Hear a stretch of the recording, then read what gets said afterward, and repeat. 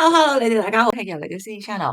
最近咧，如果喺葡萄牙咧搭飛機嘅話咧，尤其是喺里斯本咧同埋巴羅呢個機場咧，真係要小心啲喎。咁咧有啲乘客話咧，要早14個鐘㗎先至去到機場，咁咧先至可以咧確保上到機。咁究竟發生咩事咧？唔係講緊4個鐘啊，係14個鐘啊嚇。其實咧問題係最新一個系統咧叫申根出入境系統咧，歐盟咧推出嘅新嘅機器系統咧，所有出入申根區嘅旅客咧，包括去瑞士啦、挪威啦、冰島咧呢咁嘅地方咧，全部都要雙重檢查嘅。咁唔單止咧係傳統嘅過關，而係咧就自助機咧用生物識別嘅，包括咧影相啦、指紋啦同埋個人資料嘅。官方話咧每個人咧大約應該需要咧係70秒，但現實係咧要等咗1個幾鐘都唔出奇嘅，每一位人士啊嚇。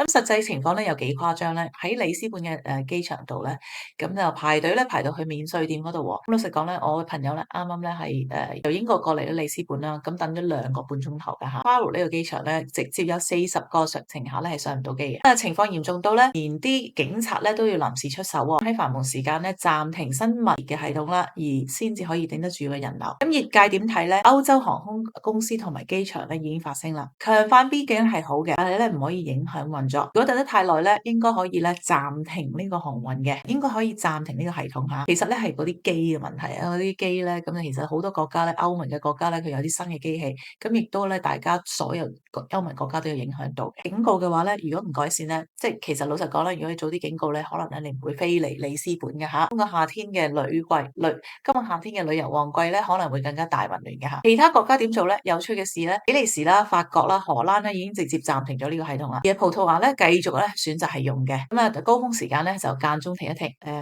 有好多商務嘅乘客同埋專家都指出咧，問題唔係新系統，係因為人手不足，流程安排差，機場管理問題。咁老實講咧，其實我自己咧喺里斯本咧嘅機場，唔係因為呢個有冇新機嘅問題咧，都受到好大影響嘅。我試過係3次咧上唔到機嘅，因為咧佢哋過關嘅時候咧，尤其是你唔係去歐盟嘅地方咧，我哋係去其他國家啦，例如英國啦，我哋去 Marrakesh 啦，咁其他國家因為要一過關嘅話咧，我係等咗足足咧個半鐘嘅，咁就真係咧上唔到機嘅。睇護照嗰個官員咧話咧，你應該4個鐘頭嚟，咁4個鐘頭嚟咧之前咧，你係即係入個機個 number 係冇嘅，你冇機 number，咁你點上機咧？咁其實咧，你就算去4個鐘咧，都係冇用嘅。咁啊，第一家咧。完全咧係超級混亂嘅里斯本嘅機場，老實講，以我嘅經驗嚟講咧，可以話咧係全球最差嘅。你一定咧過關嘅時候咧，尤其是護照咧同埋申請嘅時候咧，係要等好啦。咁我陣間咧，我會俾啲 tips 你聽下嘅。咁啊，佢記緊咧就睇到條片嘅最尾啦。啲人話咧，甚至有啲人話咧，里斯本機場咧比其他歐盟嘅城市係更加差嘅，係全個歐洲最差。咁有啲機會咧，更加咧令到旅客咧係轉機去西班牙機場嘅。咁咧，如果我建議你嘅話咧，即係如果你係喺香港過嚟嘅話咧，你就真係咧要考慮咧係經過其他歐盟嘅國家先，因為你過嚟嘅時候咧，如果你經過歐盟其他國家嘅話咧，你過嚟葡萄牙嘅時候咧係唔需要再 check 你個護照噶啦，唔需要過嗰個關。如果你走嘅時候咧喺里斯本係飛走嘅話咧，咁你要記得咧就係過關嘅時候咧去嘅國家，即係你下一步嘅國家咧就一定要係歐盟嘅國家。咁咧你亦都唔需要過關嘅。若然你而家飛去咧杜拜啊，或者其他咧唔係歐盟嘅國家嘅話咧，咁就好大問題啦。因為當你去例如去英國咧，亦都好大問題嘅。咁我俾個建議你咧，就唔好等到有機 number。咁咧其實咧，如果你係 Terminal One 咧，你係飛歐盟嘅國家嘅話咧，全部咧都係寫住去 N 嘅。你去 N 嗰個閘門咧，咁就方便好多。當你去 N 嘅閘門嘅時候咧，就已經咧就要過 passport control 嘅。最大問題咧，里斯本嘅機場咧，佢冇寫明啊，原來咧你要過關嘅。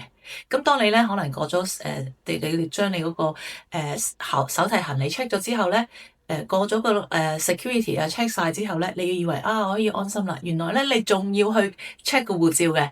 咁當你 check 個護照嘅時候，你要等你個機 number 先至，你知道要去邊度 check 個護照。咁如果你等個機 number 嘅時候咧，通常咧通常咧係你飛機咧40分鐘之前起飛嘅時候咧，先話俾你聽你個機 number 係邊個嘅。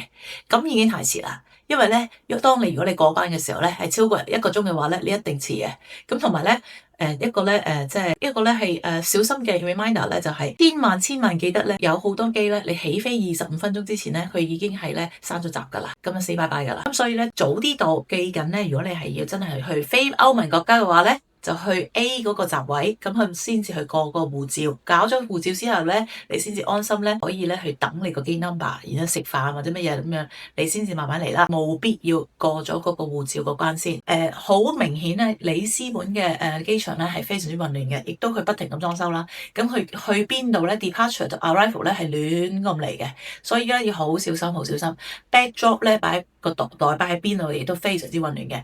咁啊，我最近咧俾一個少少嘅例子嚟啦，我去咗我就去咗希臘嘅，咁咧佢亦都咧話俾我哋聽咧，我哋啲因為係一個希臘嘅航空啦，全部啲行李咧超過8 kg 嘅話咧，你一定要係check in嘅。咁啊，好不幸地咧，我哋要係排隊 check in 嘅。我目擊到咧一班人咧，因為咧係唔排隊打交，咁咧就要嗌警察嘅。我哋所有全機嘅人咧，我哋都唔可以 check in 我哋行李，要等到佢哋咧嗰啲是非搞咗掂啦，咁同個警察咧相協助咧，我哋先至可以 check 到我哋個袋。咁咧搞到係差唔多咧得返5分鐘之內咧，先至上到機嘅。所以咧，葡萄牙咧係你就算唔關你事嘅嘢咧，唔係佢哋一定要咧搞咗啲是非先啦，先去搞啲客人嘅。佢唔可以咧雙重線限制。OK，呢班人係搞事，我哋擺開佢哋一班同警察去處理，佢唔得嘅，佢一定要咧係全部一齊喺度等嘅，一齊喺度受罪。咁咧呢個係我喺葡萄牙咧非常之負面嘅體驗啊嚇。咁咧就希望大家咧可以學少少一啲 tips。咁就如果有啲咩 comment 嘅話咧，如果你真係咧試過咧係遲機啊，或者係有啲咩經驗咧，你不妨喺個 comment 俾我哋睇一睇。再見。